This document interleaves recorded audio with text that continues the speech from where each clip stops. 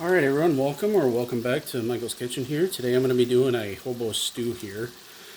It's also known by different names, kind of different part of the countries where you're from. It's also known as mulligan stew, cowboy stew, that kind of stuff. I went ahead and did the hamburger and onions sauteed already in oil. And I'm just doing that just for namesake of time here, so to get it rid of all the boring parts here.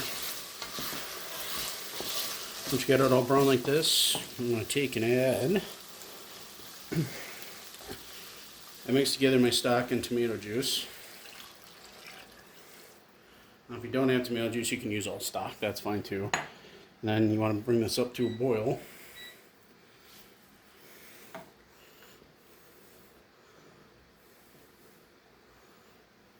Get that going here. Seasonings, I'm using bay leaves, nature seasoning, and some extra pepper.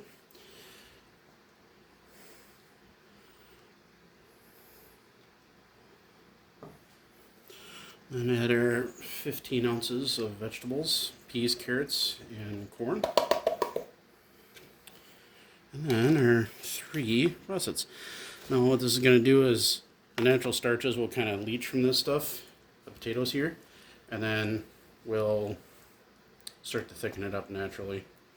So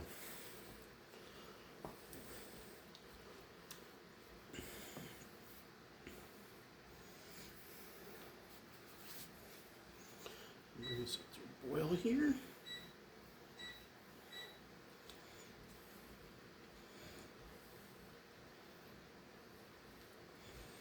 And this isn't where you have to use carrots, peas and corn. You can use whatever vegetables you prefer. That's the nice part about with the recipes I do. There's a lot of flexibility with everything. What we may have to do here is add about another cup of water. This is kind of the optional part. It depends if you use a lot of potatoes.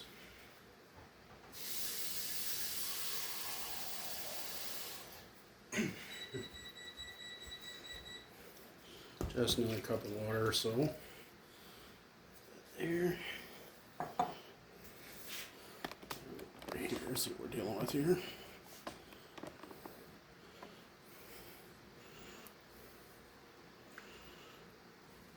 You want to bring this up to a boil. Once that happens, then you want to take and reduce to a simmer for about 30 minutes.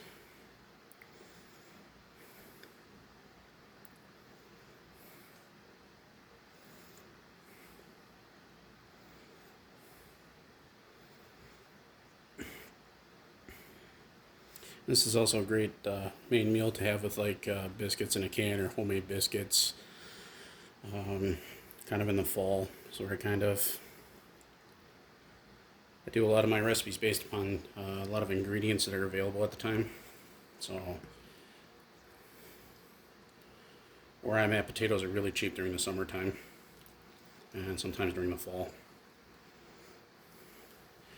I also like to make my dishes rather colorful, so that's why I use in green, yellow, orange, and potatoes here, just to make it all nice and feast for the eyes as well as the stomach here.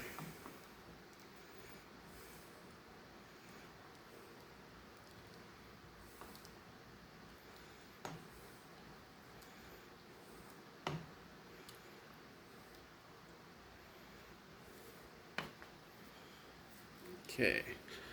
Alright, since it's kind of starting to come to a boil here, I'm going to cover here, and then I'll be right back with you guys when this is done here. Alright everyone, here's the final product here, and it smells and tastes amazing.